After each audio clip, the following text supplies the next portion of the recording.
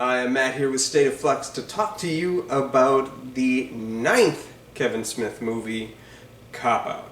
This one is kind of only charitably on here, however it is very formative to Kevin Smith's career, so that's why I do include it on this retrospective of the works of Kevin Smith.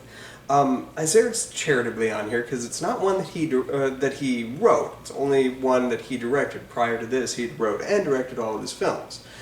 And this film, I'm going to level with you, is just hot garbage. Absolutely hot garbage. In fact, to say that this film is hot garbage is to do a disservice to garbage that is of any temperature. It is just so savagely not great. A huge misstep. This is like the turning point, the big pivot point of Smith's career, where he goes from here is really kind of an interesting trajectory. But he couldn't go there without having done this one. As I say, it's incredibly formative. The movie itself is almost the least important aspect of this movie, the story behind it. But I'm here to cover the movie first, so let's talk about the movie.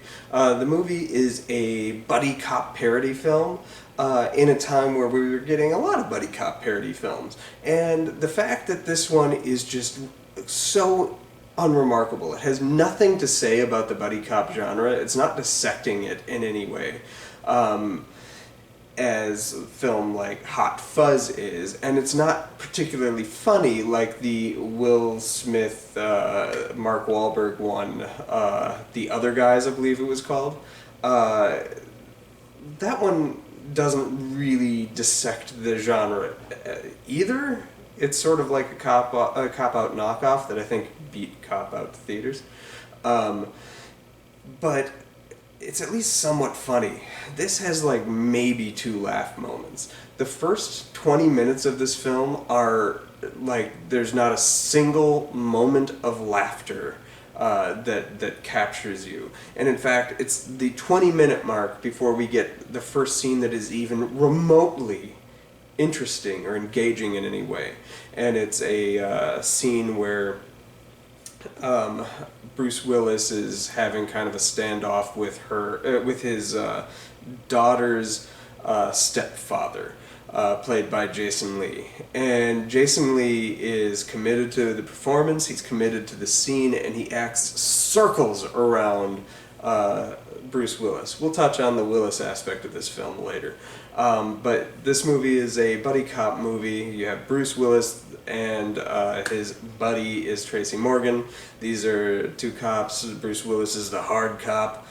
Tracy Morgan's the funny one. And he tries. Like, Tracy Morgan does what he can to make this movie work, and the few laughs that are in this film are every single one of them his, but this movie is just dead air, and it's so unremarkable in its presentation. You have these cops who are trying to stop this Mexican gang that has infiltrated New York, and ultimately it's not the gang that they're trying to stop so much, they just happen to get caught up in stopping the gang. It is the fact that Bruce Willis is trying to show up his daughter's stepfather by paying for her wedding. And he has this rookie baseball card that's worth 48 grand, and so he's selling it. But one of the Mexican gangsters is a baseball fan himself, steals the card, and then that's when they decide to take him down. And it's just, as I say, wholly unremarkable, completely unfunny, which is shocking. If you look at the cast of this film, it's got some really strong individuals. Not only Bruce Willis and Tracy Morgan, who both can be very, very funny, and both have been in relatively good movies and or TV shows. This film's got like Kevin Pollak and Adam Brody, who I think is an incredibly underrated actor. That dude can do comedy, he can do drama. He's a good actor, and I want to see him go farther than he's currently ever gone. Hopefully, Shazam 2, he gets a little more to do. This movie's got Jason Lee, as I mentioned. It's got Rashida Jones, who's really great, completely wasted in the film. Speaking of completely wasted in the film, is Michelle Trachtenberg. From Harriet the Spy and Buffy the Vampire Slayer, Eurotrip. She's great in Eurotrip. Completely wasted away as Bruce Willis's daughter. She has like 2 scenes. As I said, the best highlight this film has is Jason Lee in his 2 scenes. He is spectacular, very arch, and yeah. The other qualities this film has, I think it has a pretty good soundtrack. You got some Beastie Boys and Run DMC in there, so that's always fun. And Dave Klein came back to photograph this film. This is the first film not produced by Scott Mosier in any of the View Askew movies. This film is not a View Askew movie. This one is Warner Brothers picture. Dave Klein shoots the action scenes surprisingly okay. You can see that this is really the like groundwork that will come with the next film and the execution on the quality of action you get in that one. But we'll touch on that later. There's nothing else really to talk about. This movie is just so paralyzingly unfunny. Oh, I the one other performer that I forgot to mention that also does his best to elevate every single scene he's in and works most of the time is Seann William Scott. This is the second film Seann William Scott has worked with Smith on. Both him and Tracy Morgan had bit roles in Jay and Silent Bob Strike Back. Both of them had one of the funnier cameos in that movie. I liked Pumpkin Escobar, Tracy Morgan's character in that, and his like, dude, I don't know what the fuck you just said, but you reach out and you touch a brother's heart. That scene always makes me laugh in Jay and Silent Bob Strike Back. It's my favorite Tracy Morgan anything.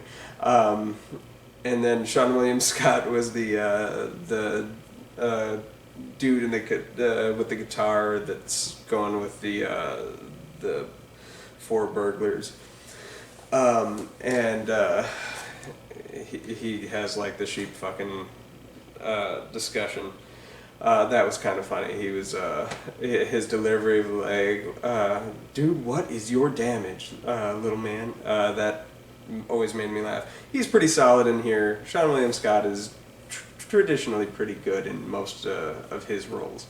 Whether or not his movies are good is another talking point, I guess. But I'm rambling. This film is bad. I'm giving it 1 star out of 4. This is easily the worst thing Kevin Smith has ever done. It's just so not funny, so uninspired. And that has a lot to do with what was going on behind the scenes, sort of. And this has 2 talking points I want to talk about. This film was incredibly formative for Kevin Smith in that he went up against somebody who left him so disenfranchised with the whole film industry, and that was Bruce Willis. He was a longtime fan of Bruce Willis, wanted to be him, it seemed like, from stories he tells about his high school and collegiate years. And biggest like diehard fan, watched all of Moonlighting, and he talks about these wine cooler commercials and stuff like that. And he idolized Bruce Willis in all of his many years of performances, and got a chance to work with him on the 4th Die Hard movie, which I think is the best of the Die Hard sequels.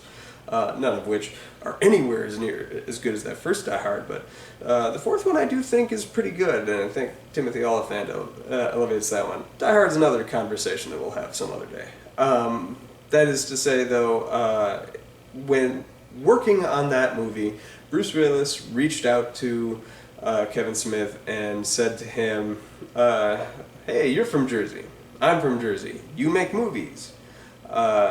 We should make a movie together. And Smith was like, I have nothing to write. Like, who's he gonna be? Silent Bob's grandpa? Like, there's not any role for Bruce Willis in any of these movies, and so he never made it. After the spiral out of control, Zack and Miri had left Smith like wandering aimlessly in his career. He did a couple of TV things. He did a little bit of acting here and there, and he directed TV. And this film is in fact written by one of the projects that Kevin Smith acted in and or directed. So when Smith signed on with Warner Brothers to just be like a director for hire for the first time in his career, they were the ones that suggested Bruce Willis, and he remembered that whole Bruce Willis thing. I think Smith had like kind of written off the idea of doing anything with Bruce Willis when he made Jersey Girl, because funnily enough, he wrote Jersey Girl for Bruce Willis to play the Will Smith character. In the original drafts, it was set in the 80s and 90s, with Bruce Willis being the surprise cameo that would turn Ollie around. He tried to get a hold of Willis. Willis never responded, so Affleck was like, I made that space rock picture with him. So he's like, I can get him to come on board this project. And Affleck couldn't do it. So Smith, I think, just resigned to the fact that he wouldn't make any movies with Bruce Willis. Well, the studio reached out to Willis for this, and then Willis came on board at that point. And I think, reading into the situation, Willis was just completely unimpressed with Smith as a director. Smith is a filmmaker who, he tells a story about how he doesn't know his lenses, and Willis made fun of him, and like that's kind of a rude thing to do, but at the same time, this is a director of 8 feature films at that point who doesn't know a major part of his craft when he's helming the production. So you can kind of see where Willis might not have a whole lot of respect. And also, when he invited Smith to work on a project with him, he probably was envisioning Smith the creative force who wrote and directed all of his pictures, known for writing, albeit sophomoric, but really like meaty acting bits. There's no real performance work for the character that he has in this. So like Smith was like, oh, if he can be lazy, Willis is probably like, if Smith can be lazy and not even know his lenses and stuff like that, then what am I committing to this performance for? That does not excuse him in any of the behaviors that Smith has chronicled. I urge you to listen to Smith's sort of stand-ups on Willis, because A, they're pretty funny, but B, he really highlights, especially in his book Tough Shit, which is sort of a biography of / self-help book that Kevin Smith wrote,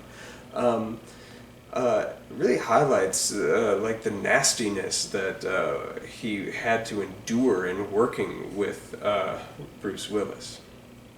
And it's completely uncalled for. Even if you don't respect somebody that you're working with, you don't need to like publicly bash them on set in front of everybody else and stuff like that. That's completely rude and uncalled for.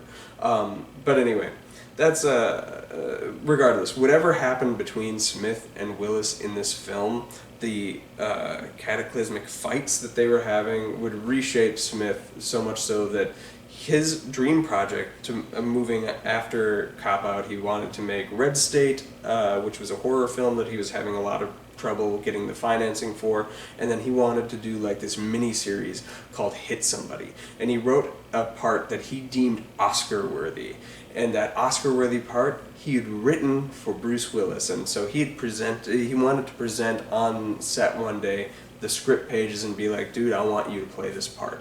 And the Hit Somebody was going to be like this big hockey epic based on the Warren Zevon song. And after working with Willis for a couple days, he shelved that, and he was like, never, not going to happen. And in fact, that project never made its way to light, which is unfortunate because he described it so much. I really wanted to see it. But he, after this film kind of came out, and not only did he have to take the lashing from Willis, he had to take the lashing from critics as well. He was just like, I'm done. I'm done with this industry. Like, you can't go anywhere, man. You can't do anything. This is his second film in a row that had issues with its title. Zack and Miri Make a Porno couldn't get any advertising. This movie, Cop Out, originally titled A Couple of Dicks, was like he was hearing word from Warner Brothers that wasn't going to be able to make the airwaves. Just no advertising, same situation. So at the last second, they chose the aptly titled Cop Out, which this film truly feels like. And he was like, I'm going to make Red State and I'm going to retire, and that's the end. That'll be the end of my filmic journey. I started indie, I'm going to end indie, and that's the end of the story. That wouldn't be the end of the story, and we'll move on there. But I did want to highlight one other aspect of this film, and that is Kevin Smith, in his first 8 films, well, let's go with his first 6 films, 6 or 7. One of the sticking points of his films is he wrote everything. Absolutely everything, and he could not stand it when you had actors ad-libbing. He was, it's a running joke in all the commentaries that like Affleck was always trying to add a little 2 cents in there, and very rarely would any of that make the final cut. Because Smith sort of jokes that like his word is Bible. That's you don't change that. His stuff is perfect. Have respect for the source material. And so that seemed to work out for him pretty well until Zack and Miri Make a Porno, where the script seemed almost superfluous. There are scenes that definitely feel scripted, and those are the best scenes that land most dramatically, most comedically. And then there's the ad-lib scenes that just seem like like really smart actors riffing off each other, but doesn't feel organic to the movie that's being told. And that's one of the problems I had with Zack and Miri Make a Porno. He was trying to be a Judd Apatow movie. For this, being that he didn't write it, he wasn't married to the source material as is, and let his actors just kind of riff, especially because he wasn't getting any performance out of Willis, who willfully was shutting down his performances, or would walk off set and like, I'm not on frame, you don't need me, and then walk off and stuff like that, which is incredibly irresponsible.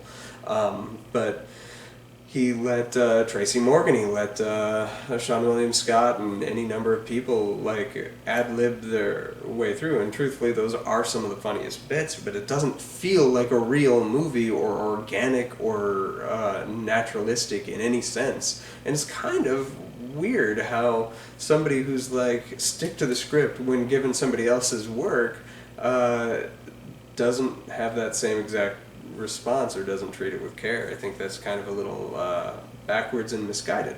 But this is his filmic journey, and he would have a very public conflict, not only with Willis, but with the critics in this film. With this film, critics really panned it, and I think rightfully so. It's simply not funny.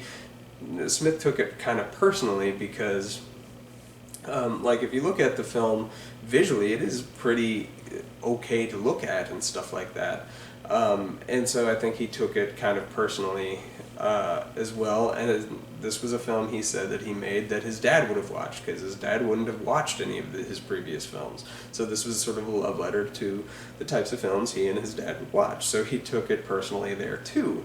And Smith let his feelings get the best of him and started a war with critics, and was like, from here on out, if you're not going to like pay a ticket to see one of my movies, you're not going to be able to review it. It's not available for review. And I don't think that's ever a smart move.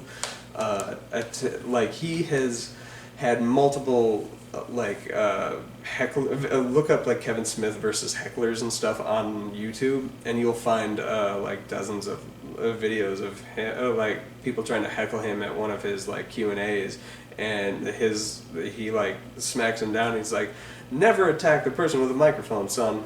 That's a quote that sticks out rather vividly in my mind, and it's kind of ironic because that's kind of what he's doing. Because the critics can say whatever they want, and it's never a smart thing to take stabs at critics who are just doing their job, and they don't respond to your work, then they don't respond to your work. Yeah, sure, they're seeing it, they're being paid to see something that you made, but like I see some of Smith's argument, but I also don't feel like it's earned. Their job is to provide film criticism. I think a conversation can be made about how criticism works these days, and how what you get are often gut feeling opinions and not necessarily film criticism, because criticism is designed to really get into the minutia and discuss what the film is about and all that kind of stuff. Anyway, I'm rambling. Smith had an open war with critics, and this would kind of shut things down. So his trajectory for the next several films is going to change wickedly. His next film would be 1 year later, and it was his retirement film, and that was the movie Red State. And I cannot look forward to that review enough. Red State, coming to you hopefully sometime next week. Do what you can, and do never watch Cop Out. Watch the makings of Cop Out. Watch any interviews you can with Smith talking about making Cop Out, but avoid Cop Out at all costs. It's just so bad, indescribably bad. So there's my 2 cents. This was my worst pick for 2010. Cop Out. Thanks for watching. It was probably super long. I'm sorry. If you made it to the end, I'll give you a high five. Say so in the comments below, and I'll shout you out in the next video or something. Peace.